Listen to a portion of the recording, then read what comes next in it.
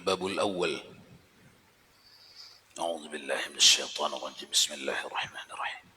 إلى حضرة النبي المصطفى محمد رسول الله صلى الله عليه وسلم وعلى آله وأصحابه وأزواجه وذريته ولكافة الأنبياء والمرسلين والعلماء والشهداء والصالحين شيء لله ولهم الفاتحة. أعوذ بالله من الشيطان الرجيم. بسم الله الرحمن الرحيم.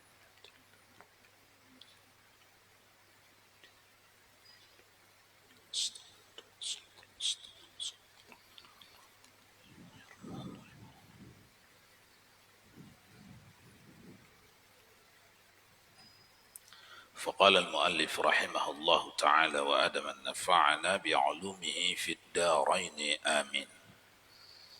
الباب الأول في فضيلة العلم والعلماء. Bermula bab yang pertama pada menyatakan kelebihan ilmu dan ulama. Jadi bab ini akan membincangkan fadilat ilmu dan fadilat ulama. Ulama jamak daripada alim. Ilmu sifatnya, zatnya, natijahnya. Alim orangnya, satu orang. Kalau ulama banyak orang. Firman Allah Subhanahu wa taala, yarfa'illahu alladhina amanu minkum walladzina utul ilma darajat. Artinya mengangkatkan Allah Ta'ala akan mereka yang beriman mereka itu dan segala mereka yang diberi akan mereka itu ilmu beberapa derajat. Itulah terjemahan. Mengangkat Allah beberapa derajat orang yang berilmu dibanding yang tidak berilmu. Orang yang beriman dibanding yang tidak beriman. Maknanya iman bertingkat-tingkat. Ilmu bertingkat-tingkat. Ada banyak tingkatan ilmu, maka ada banyak tingkatan manusia di dunia dan di akhirat. Ada banyak tingkatan iman, maka ada banyak tingkatan manusia di dunia dan di akhirat. Itu mafhumnya, ya. Supaya menjadi luas dada kita. Ada orang tak seperti kita ilmunya, atau tak sedalam kita, atau tak seperti pemahaman kita. Jangan bikin susah dalam hati. Ini lorong-lorong ni memang sudah disediakan Allah, dicipta Allah. Ada yang masuk di lorong sini, ada yang masuk di lorong sini. Memang itu kehendak Allah. Ada yang berilmu sahih, ada yang berilmu fasid, berilmu lurus, berilmu bengkok. Itu memang sudah begitu dibuat Allah. Luaskan dada. Berhadapan dengan ilmu-ilmu. Ada orang yang diletak Allah pada ilmu yang sahih. Ada yang diletak Allah pada ilmu yang batil. Hakikatnya, syariatnya ada tuntut pada dia. Ada tuntut pada kita. Itu yang pertama, yang natijah yang kita ambil dari ayat tu. Yang kedua, natijah kedua dari yarfa'illahu alladzina amanu minkum, mengangkat Allah derajat orang-orang yang berilmu dan beriman itu diangkat Allah beberapa derajat. Yang kedua mafhumnya supaya kita berikhtiar menghabiskan energi yang ada sepanjang hayat kita untuk naik dari satu tingkatan ilmu ke tingkatan ilmu berikutnya, dari satu tingkatan iman ke tingkatan iman berikutnya. Naik. berlatih. Itu tugas, itu natijah yang kedua. Tujuan yang kedua dari ayat itu.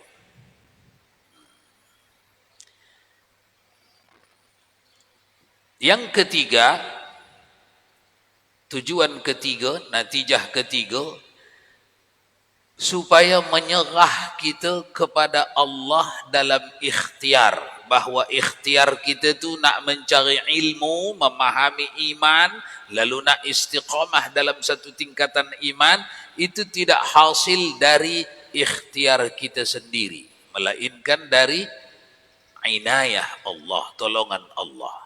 Dari mana tahu? Dari bentuk ayatnya, yarfa'illahu alladzi. Maka kalau yarfa'u, Allah lah yang membuat naik, bukan awak. Meninggikan, menaikkan Allah.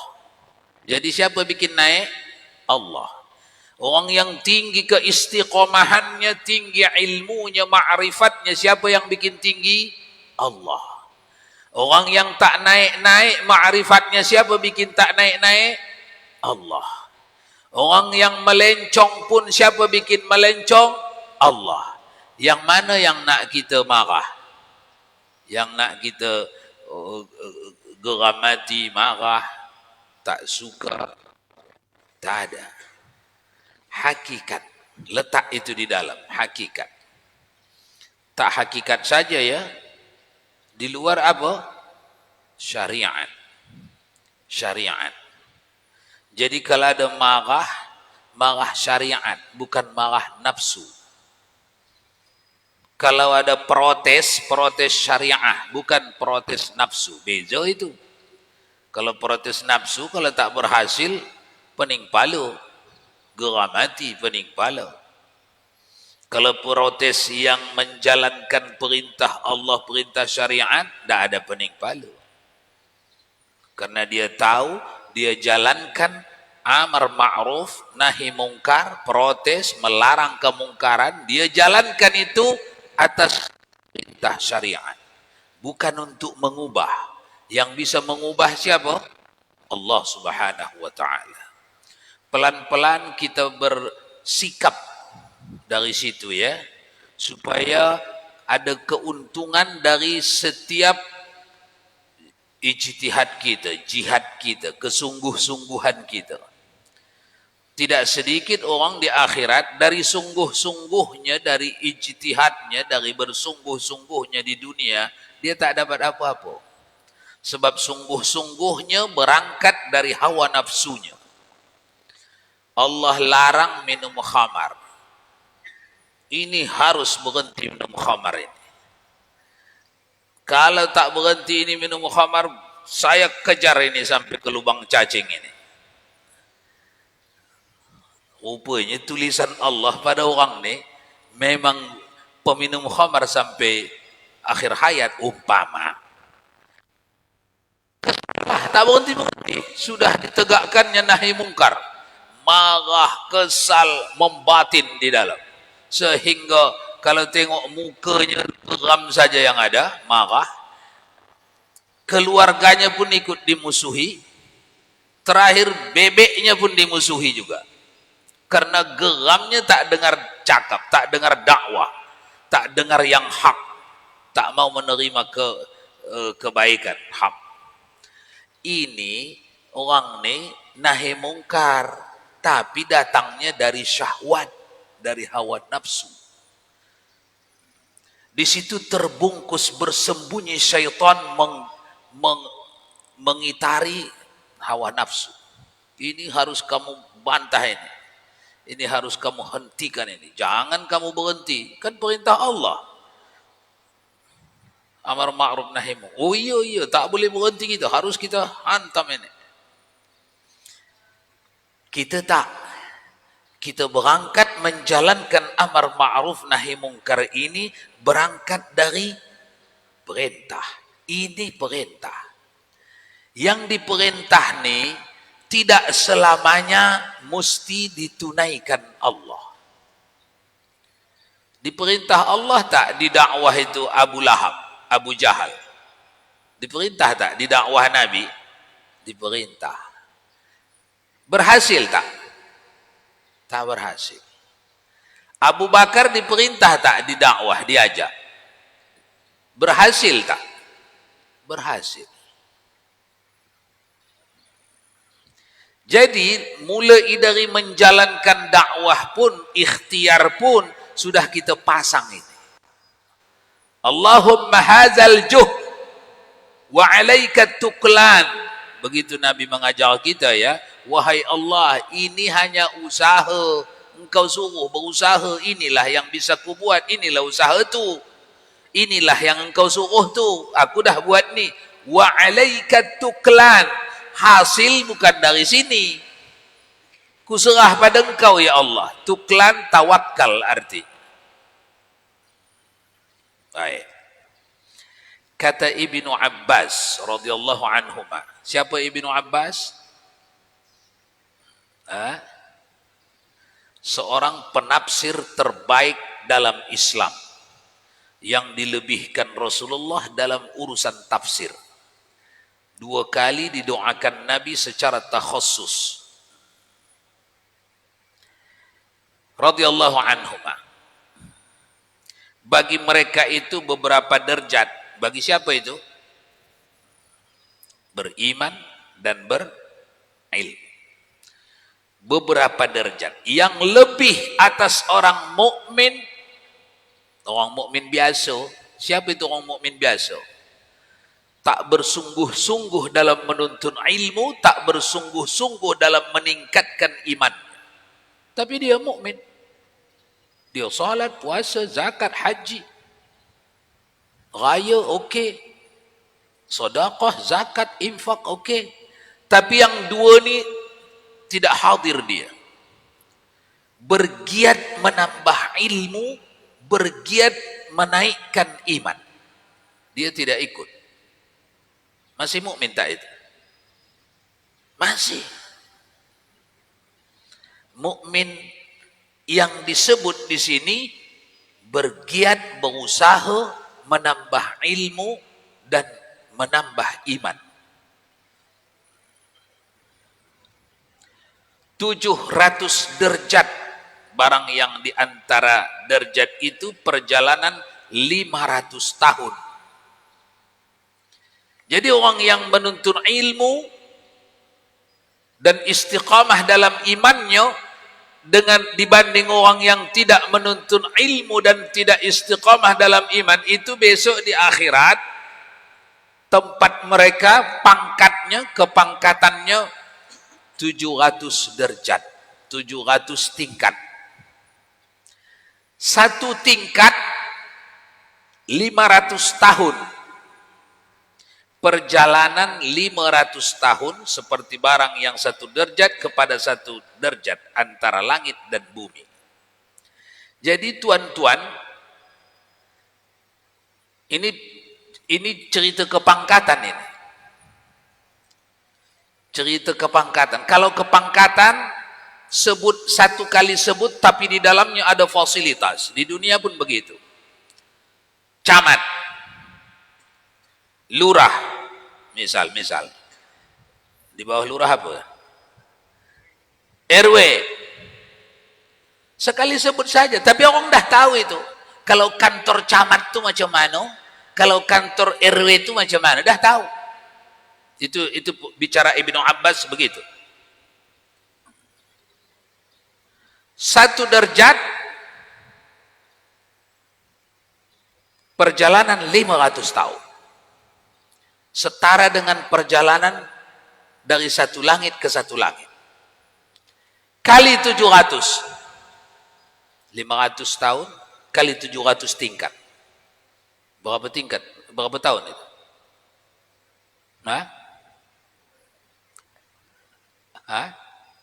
Tukang kira duit. Nah, berapa?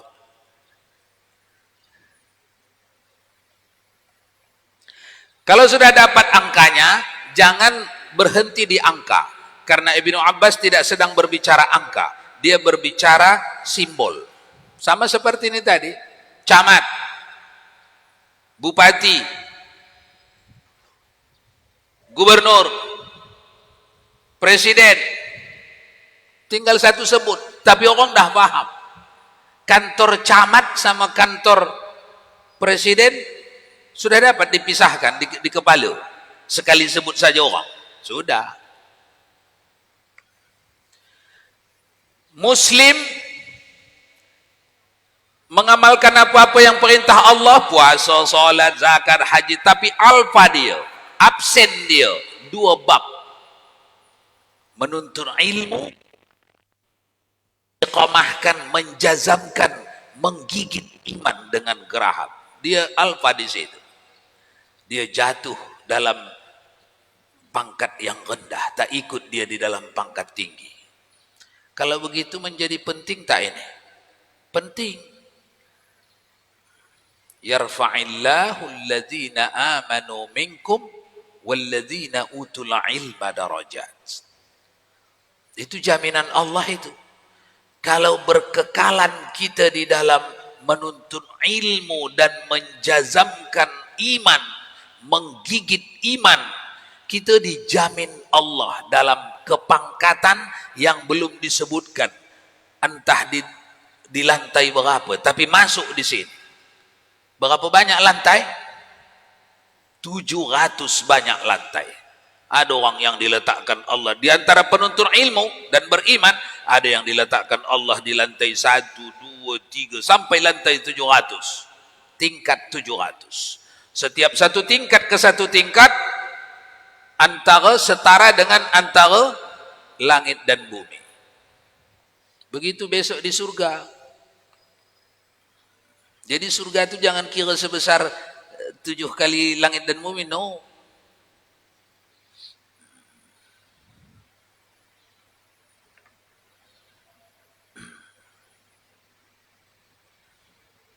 Dan daripada Ibnu Abbas radhiyallahu anhuma bahwasanya Allah Subhanahu wa taala bermegah-megah akan malaikat. Maksudnya yubahi. Allah membanggakan kepada malaikat. Bahasa kita, bahasa orang dulu, Allah bermegah-megah kepada malaikat. Maksudnya Allah banggakan kepada malaikat. Siapa itu? Dengan dakwah ulama, seperti bermegah-megah ia dengan darah orang yang mati syahid. Di dalam hadis ada di Bukhari, di Muslim, di Abu Daud, bahwa tertumpah darah seorang beriman dalam membela agama Allah, tak kisah tertumpahnya di medan perang, di tepi jalan, di mana, asal dia dalam posisi membela agama Allah, itu dibanggakan Allah kepada malaikat.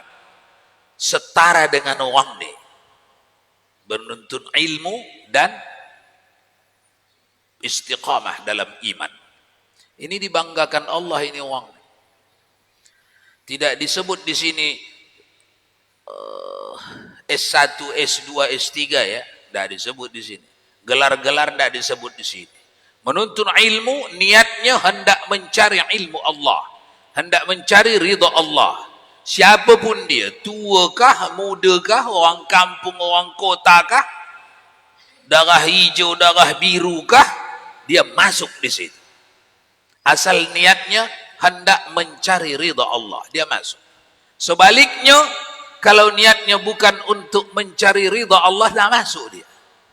Sekalipun habis waktunya, habis biayanya, atau sudah dia dapat gelar yang bertingkat-tingkat, S1, S2, S3, tapi niatnya bukan untuk mencari ridha Allah, tak masuk dia dalam apa yang disediakan Allah. 700 lantai kepangkatan bagi penuntut ilmu, tak masuk.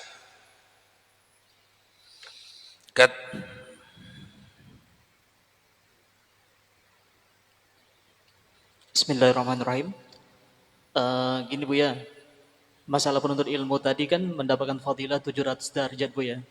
Nah ada juga yang menuntut ilmu itu dia bersungguh-sungguh sehingga dia paham dan bisa mengamalkan apa yang di dalam kitab ataupun di Al-Quran gitu Bu ya. Ada satu lagi menuntut ilmu tapi tak paham-paham gitu Bu ya, sehingga dia susah juga untuk mengamalkan apa yang ditulis dalam kitab atau gimana. Apakah orang yang seperti itu mendapatkan fadilah daripada 700 ini Bu ya? Sekian, Assalamualaikum warahmatullahi wabarakatuh. Waalaikumsalam. Orang itu tetap mendapat fadilat yang dijanjikan. Orang lain udah paham, dia tak paham-paham. Kenapa ini? Usaha sudah dimaksimalkannya, tak paham-paham. Karena tak dikasih Allah paham, tak apa-apa itu. Yang dikirim Allah sama dia bebal, bukan paham. Orang dikirim Allah bebal, paham, dia tak dikirim Allah bebal. Tak apa-apa. Dia mendapat fadilat. Tengok di bawah ini sekejap lagi nih. Kata Imam Asy-Syafi'i radhiyallahu anhu, barang siapa tiada kasih akan ilmu agak jauh sedikit di depan lagi.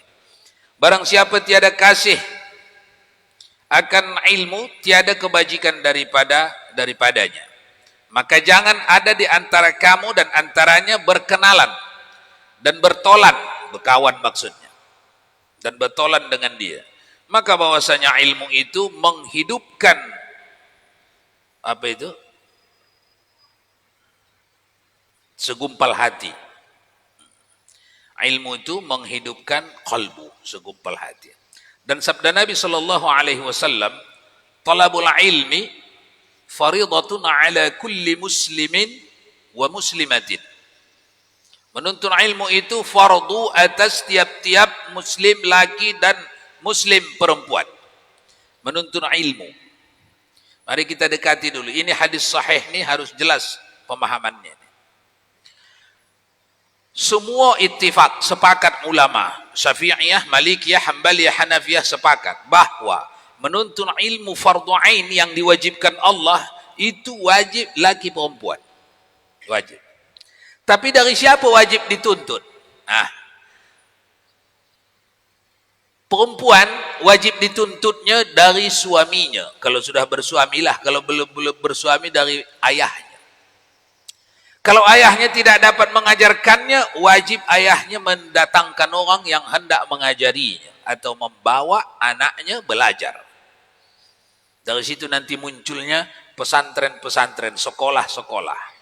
Itu target sekolah-sekolah agama, pesantren-pesantren untuk menolong masyarakat tuh supaya mereka keluar dari cengkraman masuk neraka karena tidak menunaikan kewajiban. Karena susahnya mereka mengajari anak-anak mereka masing-masing. Dan yang kedua, susahnya mereka membawa anak-anak mereka yang perempuan itu ke rumah-rumah guru, ke rumah-rumah alim. Maka dibikinlah satu rumah yang dikenal tempat alim berkumpul, tempat para guru berkumpul, dengan mudahlah para anak diantar ayahnya untuk menunaikan kewajibannya tadi. Karena harga mati sudah. Talabul ilmi faridatun ala kulli muslimin wa muslimatin. Menuntut ilmu yang fardu ain itu semua wajib atas lelaki, atas perempuan. Maka kalau ada seorang ayah atau suami, dia tak mengajar anaknya, istrinya di rumah, tapi ada tempat belajar di masjid, dia wajib membawa belajar ke masjid. Kalau begitu, tidak bersendiri hukum solat di masjid sunnat bagi laki-laki, afdal di rumah bagi perempuan, tidak bersendiri. Itu hukum asalnya, tapi ditengok hukum pengikutnya, hukum ikutannya. Tawabi' namanya. Tawabi'nya apa?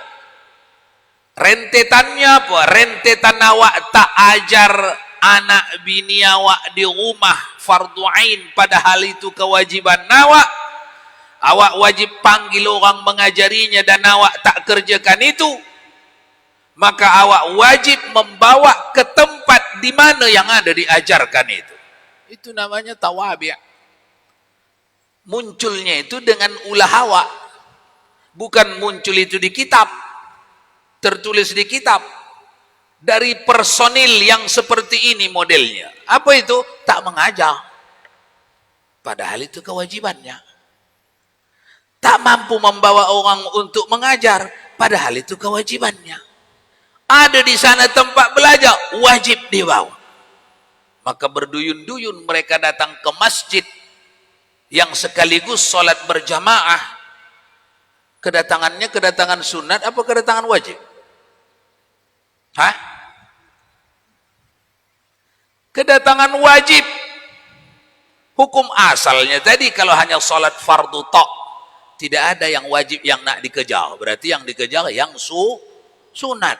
Sunat muakkadah hukumnya bagi lelaki mengerjakan solat fardunya di masjid berjamaah. Fardu kifayah hukumnya bagi hanya 2 orang. Kalau hanya 2 orang yang bisa mengerjakan dalam satu balad. Tapi itu hukum asal. Hukum asal. Tawabi'nya tengok. Ini negeri apa? Negeri mayoritas umat Islam. Di rumah-rumah mereka ada tak pelajaran fardu ain oleh yang punya rumah, oleh ketua rumah tangga, kepala rumah tangga? Tak ada. Okey, boleh digantikannya dengan memanggil orang. Dia panggil orang tak ke rumahnya? Tidak. Kalau begitu masuk kepada yang ketiga, dia wajib mencari tempat di mana diajarkan fardu ain dan dia membawa anak istri. Salah satu itulah makna daripada pesantren. Dibawanya lah anaknya, diantarnya lah ke pesantren, berijab kabullah di situ, tolong ajar anak saya ni, saya tak sanggup ajar dia, saya serahkan, berapapun beban yang ditimbulkannya, saya bayarlah. Itulah mula asalnya. Untuk melepaskan kewajiban. Karena Rasulullah dalam hadis sahih, talabul ilmi fariidatun ala kulli muslimin wa muslimatin. Tak ada di tengah-tengahnya itu, tidak ada. Muslim belang-belang, tak ada itu. Kalau tak muslim laki, muslim perempuan. Muslim banci, Pak Ustaz, ada muslim banci. Dalam ilmu dimasukkan saja, kalau lebih kuat nampak dia ulah laki, laki-laki juga. Baik. Nah.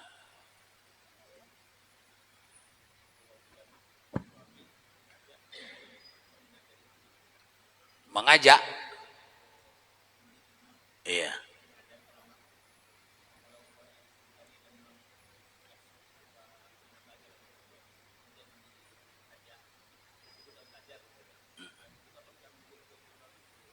Hah?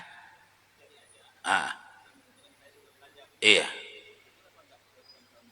Ya lepaslah. Dibilang jawabannya, ayo belajar. Oh saya sudah belajar. Ya lepaslah. Tapi wajib dicek juga.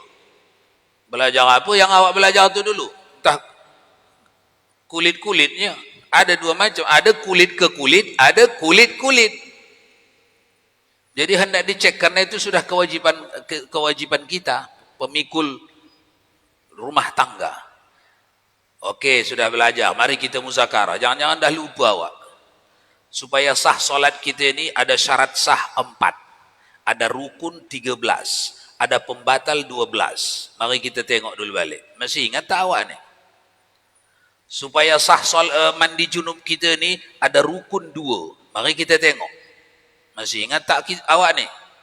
Wajib dicek itu. Jangan hanya dibiarkan saja. Tapi kalau dah nampak okey atau lupa-lupa sikit tapi ada kitab pegangan, mantaplah tu.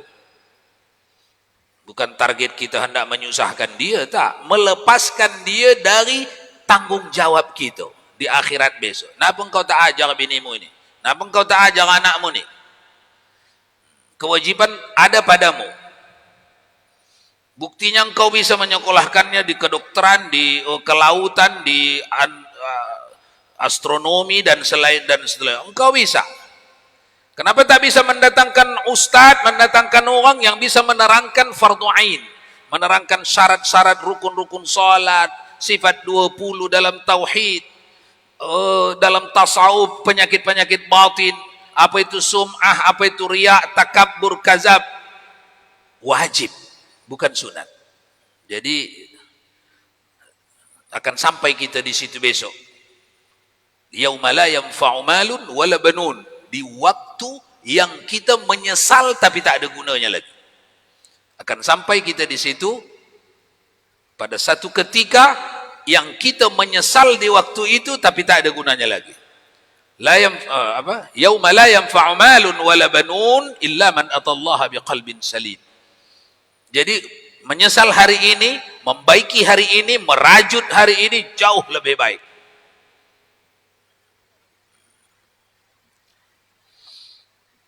Dan daripada Sayyidina Ali bin Abi Thalib radhiyallahu anhu, man kana fi talabil ilmi kanatil jannah fi talabihi, wa man kana fi talabil ma'siyati kanatin nara fi talabihi. Barang siapa ada ia di dalam menuntut ilmu, adalah surga itu di dalam tuntutnya. Barang siapa ada ia di dalam menuntut maksiat, adalah neraka itu di dalam tuntutnya. Sayyidina Ali bin Abi Thalib. Dan sekalian barang yang datang warid pada memuji ulama, dan ulama ditanggungkan atas ilmu yang manfaat, dan ulama yang beramal dengan ilmunya,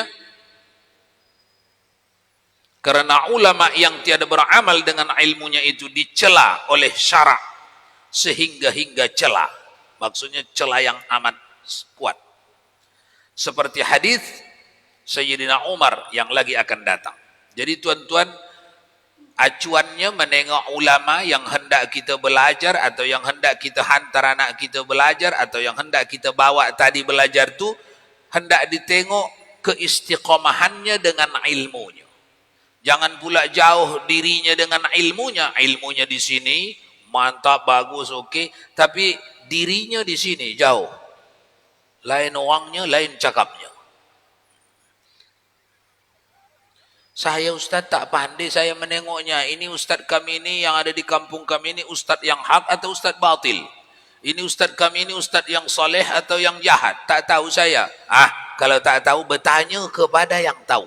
Memang begitu perintah agama. Perintah Al-Quran. Fas'alu ahlad dzikri in kuntum la ta'lamun. Bertanya kamu kepada ulama dalam urusan apapun yang kamu tak tahu. Urusan dunia saja disuruh Allah bertanya, apalagi urusan akhirat.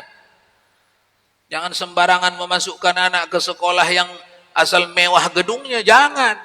Akidahnya yang mau diisikannya apa? Harus pasti dulu. Fikih yang mau diajarkan, fikih siapa? Harus pasti dulu. Tasawufnya tasawuf siapa? Harus pasti. Dari mana tahu memastikannya? Dari orang yang faham itu. Siapa itu? Ulama. Hari ini sudah banyak orang tersadar. Alamak, aku dulu waktu masukkan anakku, ku kira mantap, namanya ku tengok pesantren Imam Syafi'i. Begitu di dalam kerja gurunya membid'ahkan amalan Imam Syafi'i. Mati aku, tapi mati sudah lewat. Tapi sudah lewat pun lumayan daripada tak teringat sama sekali. Sudah terlambat pun tak apalah daripada tak teringat sama sekali. Berdiri pesantren Ahlus Sunnah wal Jamaah. Namanya Ahlus Sunnah wal Jamaah. Tapi di dalam isinya menyesatkan Ahlus Sunnah wal Jamaah. Mengajarkan bahwa Ahlus Sunnah wal Jamaah sesat. Na'udzubillah, thumma na'udzubillah. Memang begitu hari ini, karena kita hidup di zaman akhir. Dan daripada Abi Hurairah radhiyallahu anhu, bawa minit lagi nih. 7. Dan Abi Zar radhiyallahu anhuma, bahwasanya berkata keduanya, kami dengar Rasulullah sallallahu alaihi wasallam bersabda, apabila datang akan orang yang menuntut ilmu itu oleh mati, dan padahal ia atas ini halnya, maka yaitu mati syahid. Mana itu ini halnya? Yang tadi, yarfa'illah. Datang mati kepada orang, datang saat mati kepada orang yang tengah menuntut ilmu. Makanya menuntut ilmu jangan berhenti, niatnya jangan pernah habis. Begitu tutup majlis, tanam lagi niat. Aku ya Allah berniat mau datang lagi di majlis, walaupun bukan ini majlisnya, majlis mana-mana. Berniat. Begitu habis tutup majlis berniat. Teruslah begitu supaya kalau mati tahu bila matinya. Tak tahu. Karena tak tahu, bisa saja datangnya tengah turun dari tangga itu, keletok, habis. Tengah naik sepeda motor, habis. Kawan kita kemarin tengah khutbah. Khutbah 1, duduk dulu. Khutbah 2 kan, antara khutbah 1 dengan khutbah 2 kan duduk dulu. Duduk kejap, Bilal baca solawat. Angkat tangan juga, ikut juga lagi. Habis ini, tunggu-tunggu tak naik-naik. Dah agak lama sangat dia rasa jamaah ni datang. Mereka tengok, dah habis. Imam masjid, khatib masjid, Raya Bengkulu. Ada yang masih ingat? Katalah ingat, biar nampak sedap. Ingat tak? Tengok YouTube-nya tak?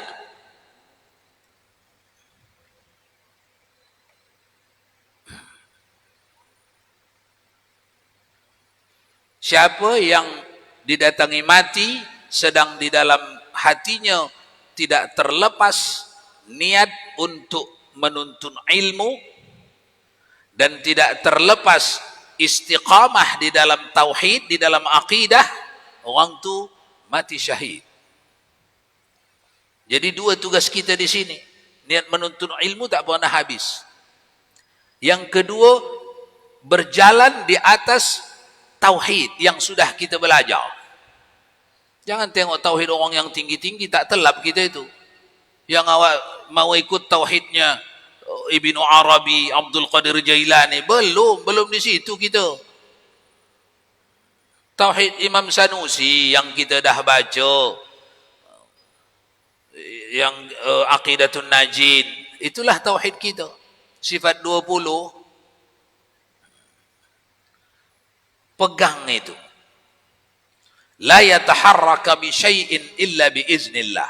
Tidak ada satu gerak yang ada di alam semesta ni, baik gerak kepada kebaikan, gerak kepada kejahatan, gerak yang aku suka, gerak yang aku tak suka, tidak ada satu kegiatan, aktivitas apapun di alam semesta yang tidak diizinkan Allah, yang tidak dikehendaki Allah. Semuanya ini kehendak Allah. Itu letak di dalam. Supaya bisa kita dapat memaafkan orang yang kita tak suka. Biar bisa kita dapat bertoleransi kepada orang yang berseberangan dengan kita. Itu akidah kita. Jangan hilang itu ya. Siapa orang yang sentiasa dalam akidah Ahlus Sunnah wal Jamaah, itu namanya yarfa'illahu alladhina amanu minkum walladhina utul ilma. Dan mana tadi?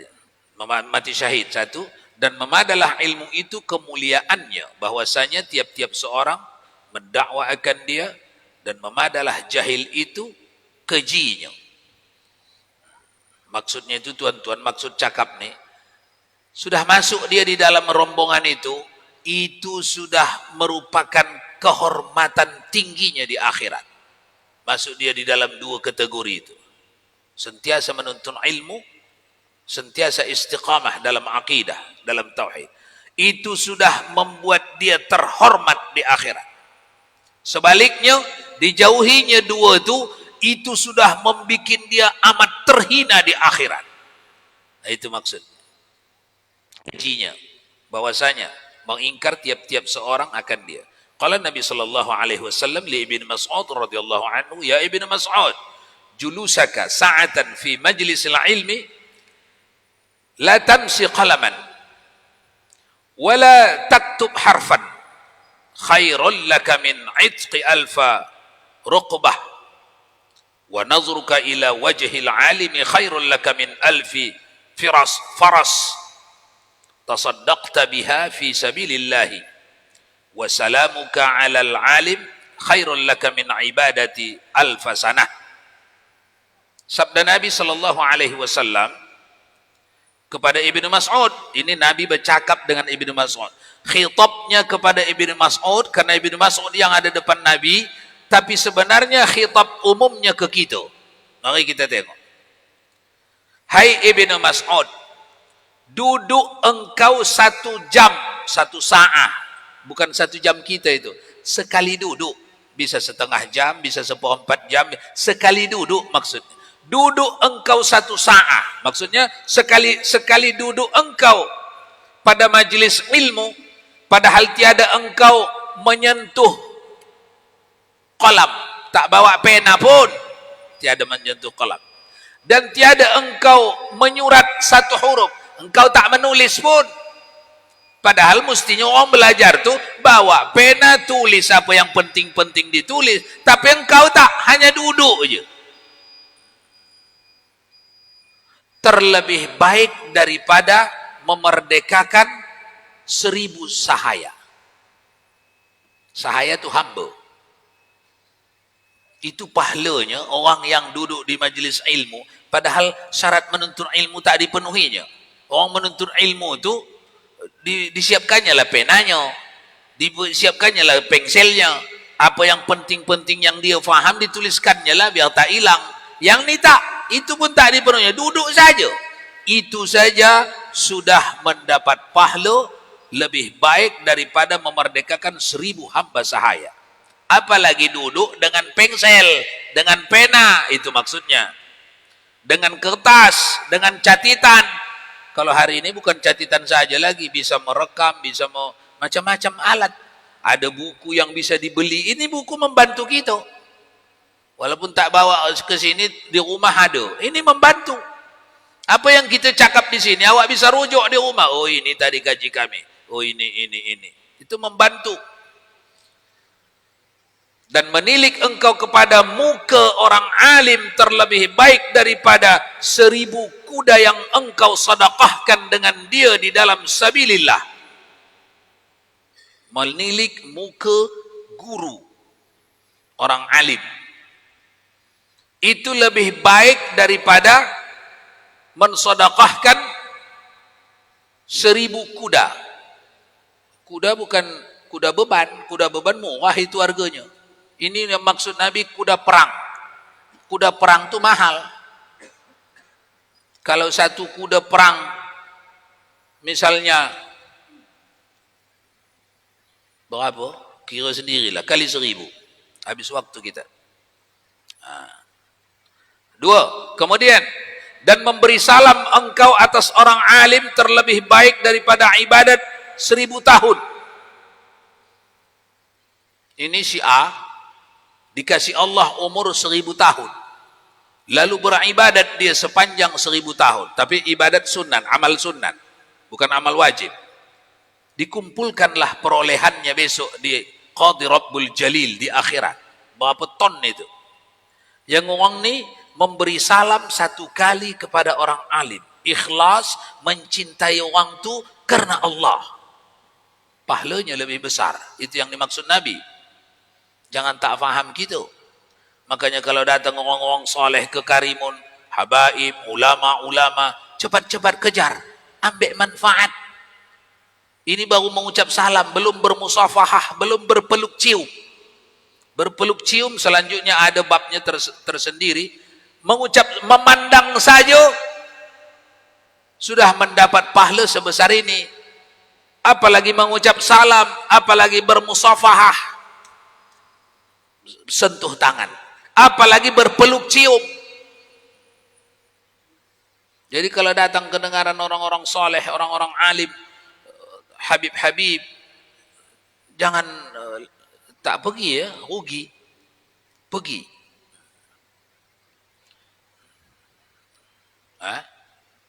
Iya. Mana tadi? Terlebih baik daripada ibadat 1000 tahun. Daripada yang sunnah dan riwayat. Oke, kita cukupkan sampai situ. Allah alam bisawab. Wa ilaihi marja'ukum fa unabbi'ukum bima kuntum ta'malun. A'udzu billahi minasyaitonir rajim. Bismillahirrahmanirrahim. الحمد لله رب العالمين والصلاة والسلام على أشرف الأنبياء والمرسلين سيدنا ومولانا محمد وعلى آله وصحبه أجمعين. اللهم يا عليم يا عظيم يا غفور يا ودود، اللهم زدنا علما وارزقنا فهما، ربنا علمنا الذي ينفعنا، ربنا فقهنا وفقه أهلنا، وصلى الله وسلم على سيدنا محمد وعلى آله وصحبه أجمعين. سبحان ربك رب العزة عما يصفون وسلام على المرسلين والحمد لله رب العالمين.